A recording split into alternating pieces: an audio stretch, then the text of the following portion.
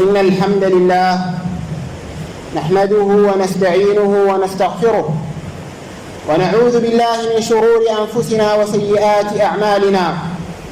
من يهد الله فلا مضل له ومن يضلل فلا هادي له، وأشهد أن لا إله إلا الله وحده لا شريك له ولا نظير له ولا مثال له، وأشهد أن سيدنا وحبيبنا وعظيمنا محمدًا عبده ورسوله وصفوته من خلقه وأمينه على وحيه ونجيبه من عباده، صلى الله تعالى عليه وعلى آله الطيبين الطاهرين وصحابته المباركين الميامين وأتباعهم بإحسان إلى يوم الدين وسلم تسليما كثيرا.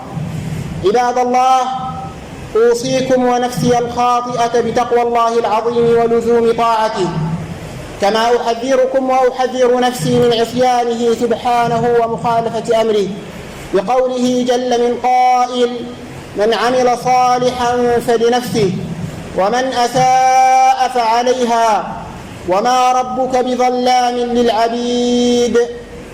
ثم أما بعد، أيها الإخوة المسلمون الأحباب، أيتها الأخوات المسلمات الفاضلات، يقول الله جل وعز في كتابه العزيز بعد أن أعوذ بالله من الشيطان الرجيم: محمد رسول الله والذين معه أشداء على الكفار رحماء بينهم تراهم ركعا سجدا يبتغون فضلا من الله ورضوانا سيماهم في وجوههم من أثر السجود ذلك مثلهم في التوراة ومثلهم في الإنجيل كزرع أخرج شطأه فآزره فاستغلظ فاستوى على سوقه يعجب الزراع ليغيظ بهم الكفار.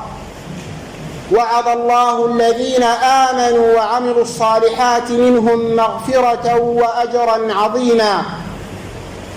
صدق الله العظيم وبلغ رسوله الكريم، ونحن على ذلك من الشاهدين. اللهم اجعلنا من شهداء الحق القائمين بالقسط، آمين يا رب العالمين.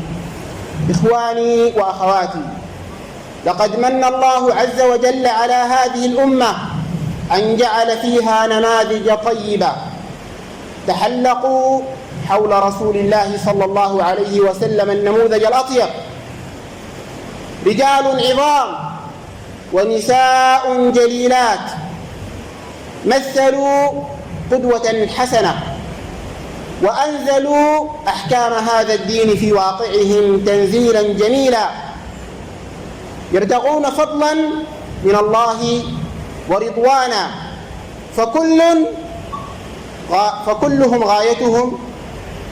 فكل غايتهم هي تحقيق رضا الله عز وجل ونيلهم فضلا منه تعالى. ولعل هذه الغاية ينبغي أن تكون غايتنا نحن جميعا إخواني في الله، ولكن بطبيعة الحال يتفاوت الناس في الإمعان بهذه الغاية، فمنهم من يظلم نفسه ومنهم من يقتصد ومنهم من يسبق إلى الخيرات بإذن الله. فكما تعلمون الذي يسبق إلى الخيرات يطرق الباب ويصبر، وإن رجع يعود مجددا فيطرق حتى يؤذن له، وأن مجاهدة النفس هي السبيل العملي لتطهيرها. والله جل وعز وضع قوانين ثابتة يصطفي بها الناس، فالذي يريد ليس كمن يتمنى، والذي يسعى ليس كمن لا يسعى.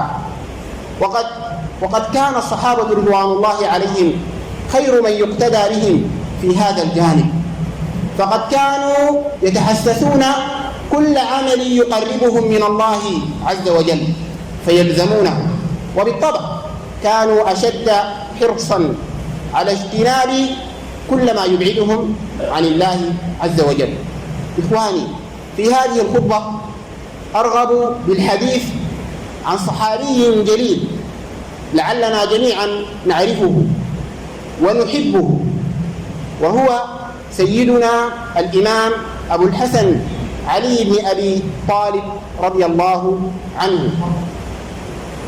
اختلف المؤرخون في مولده، وبالتالي اختلفوا كم كان عمره لما أسلم رضي الله عنه، لكن اتفقوا أنه كان صغيرا في عمره يوم أسلم. وفي إسلامه قصة، فقد روى ابن إسحاق أن علي رضي الله عنه جاء ودخل على رسول الله صلى الله عليه وسلم، ووجده يصلي هو وزوجته خديجة رضي الله عنها، فاستفسر علي رسول الله صلى الله عليه وسلم ما يفعله، فعرض عليه رسول الله صلى الله عليه وسلم أن يسلم، فأخبره علي أنه يرغب في مشاورة أبيه، وهنا يدل ويستدل أنه كان صغيرا في عمره. ولكن رسول الله صلى الله عليه وسلم كره ذلك، لأنه لم يؤمر بعد بأن يعلن أمر الإسلام، فطلب من علي أن يكتم أو أن يسلم، إما أن يكتم أو أن يسلم. فبات علي ليلته تلك، فأصبح وقد هداه الله للإسلام، فذهب إلى رسول الله صلى الله عليه وسلم فطلب أن يعرض عليه ما عرضه بالأمس، فأسلم رضي الله عنه، فكان من أوائل المسلمين، فهو أول من أسلم من الصبيان، هذا بالاتفاق. وقد ذهب البعض من العلماء مثل ابن إسحاق أنه أول الذكور إسلاما. وعندما هاجر المسلمون هجرتهم الأولى إلى الحبشة، مكث الإمام مع رسول الله صلى الله عليه وسلم في مكة حتى هاجر إلى المدينة، وقد اختاره رسول الله صلى الله عليه وسلم خليفة له في فراشه، ومن قبل خليفة له حتى يرد الأمانات التي كانت عند رسول الله صلى الله عليه وسلم، يردها إلى أهلها. فكان بقاؤه في فراش النبي صلى الله عليه وسلم ليموه المشركين الذين كانوا يريدون قتل رسول الله صلى الله عليه وسلم، فكانوا كلما نظروا للفراش وجدوا فيه شخصا نائما فيحسبونه رسول الله صلى الله عليه وسلم. وأيضا بقاؤه في المدينة ل3 أيام كان بمثابة تمويه أيضا، فهم يعلمون أن رسول الله صلى الله عليه وسلم يأخذ عليا رضي الله عنه إلى كل مكان يذهب إليه. وبهذا التمويه لم يتيقنوا هجرة رسول الله صلى الله عليه وسلم إلا بعد 3 أيام. وهاجر علي رضي الله عنه بعد 3 أيام بعد أن وصلته رسالة رسول الله صلى الله عليه وسلم يأمره فيها بالهجرة إلى المدينة. أقول ما تسمعون وأستغفر الله لي ولكم ولسائر المسلمين من كل ذنب فاستغفروه ويا فوز المستغفرين.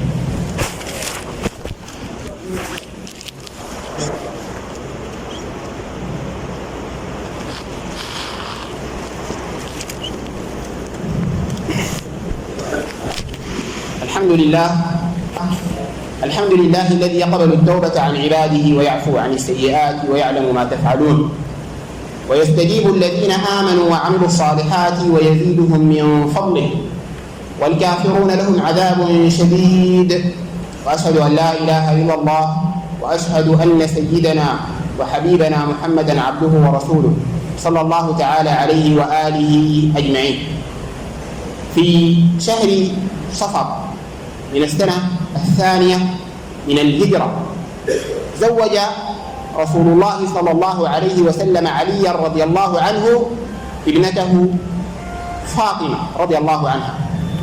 وقد روي أن تزويج فاطمة من علي كان بأمر من الله عز وجل، حيث توالى الصحابة رضوان الله عليهم على رسول الله صلى الله عليه وسلم لخطبتها، إلا أنه ردهم جميعا حتى أتى الأمر بتزويجها من علي رضي الله عنه، فأصدقها علي درعه الحطيمة، ويقال أنه باع بعيرا له وأصدقها ثمنه الذي بلغ 80 و400 على أغلب الأقوال، وأنجب منها الحسن والحسين في السنتين الثالثة والرابعة من الهجرة على التوالي، كما أنجب زينب وأم كلثوم والمحسن، والأخير هذا عليه خلاف المحسن. وقد ورد أن عليا وفاطمة والحسن والحسين هم أهل بيت رسول الله صلى الله عليه وسلم، مثلما في حديث المباهلة وحديث الكساء. ويروى أن رسول الله صلى الله عليه وسلم كان يمر بدار علي لإيقاظه لأداء صلاة الفجر فيتلو آية التطهير: إنما يريد الله ليذهب عنكم الرجس أهل البيت ويطهركم تطهيرا. كان علي كرم الله وجهه موضع ثقة رسول الله صلى الله عليه وسلم، فكان أحد كتاب الوحي الذين يدونون القرآن في حياة النبي صلى الله عليه وسلم، وكان أحد سفرائه الذين يحملون الرسائل ويدعون القبائل. واستشاره رسول الله صلى الله عليه وسلم فيما يعرف بحادثة الإفك، كما شهد بيعة الرضوان التي نزلت فيها تلك الآية: إن الذين يبايعونك إنما يبايعون الله يد الله فوق أيديهم. وهذه شهادة ما بعدها شهادة. وأمره النبي صلى الله عليه وسلم كذلك بتدوين وثيقة صلح الحديبية، قال له: اكتب صلح الحديبية، وكما تذكرون الحادث الصلح الشهير، وأشهده عليه، جعله شهيدا عليه. وبعثه رسول الله صلى الله عليه وسلم إلى اليمن، فأسلمت قبيلة همدان كلها على يديه، وتتابع بعدها أهل اليمن في الدخول إلى الإسلام. كذلك والله رسول الله صلى الله عليه وسلم القضاء في اليمن سنة 8 من الهجرة، فمكث هناك عاما واحدا. كما ساهم في فض النزاعات وتسوية الصراعات بين بعض القبائل. وقد أمره رسول الله صلى الله عليه وسلم بكسر الأصنام التي كانت حول الكعبة يوم فتح مكة. وإخواني، حب الإمام علي كرم الله وجهه من الإيمان، فهو من أهل البيت، ليس من جهة القرابة لرسول الله صلى الله عليه وسلم، ولكن من جهة موالاته لرسول الله صلى الله عليه وسلم وسيره في طريق الحق وحرصه الشديد على بلوغ هذه المنزلة.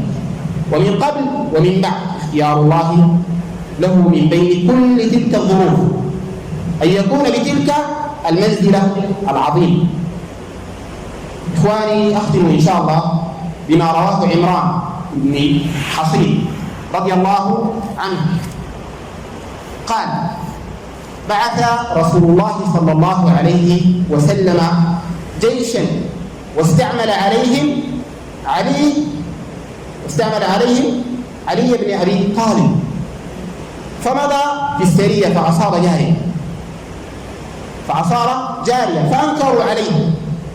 وتعاقد 4 من أصحاب رسول الله صلى الله عليه وسلم فقالوا: إذا لقينا رسول الله صلى الله عليه وسلم أخبرناه بما صنع علي. وكان المسلمون إذا رجعوا من السفر بدأوا برسول الله صلى الله عليه وسلم فسلموا عليه ثم انصرفوا إلى رحالهم.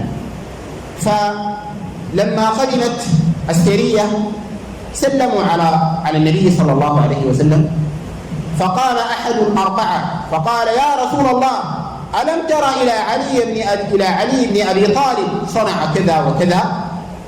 فأعرض عنه رسول الله صلى الله عليه وسلم. ثم قام الثاني فقال مثل مقالته فأعرض عنه. ثم قام الثالث فقال مثل مقالته فأعرض صلى الله عليه وسلم عنه.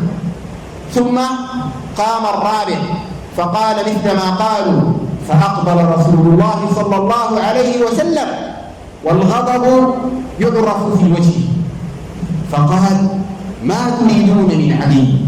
ما تريدون من علي؟ ما تريدون من علي؟ إن عليا مني وأنا منه، وهو ولي كل مؤمن بعدي.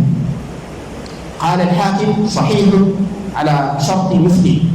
وقال الحافظ ابن حجر رحمه الله: إسناد قوي انتهى.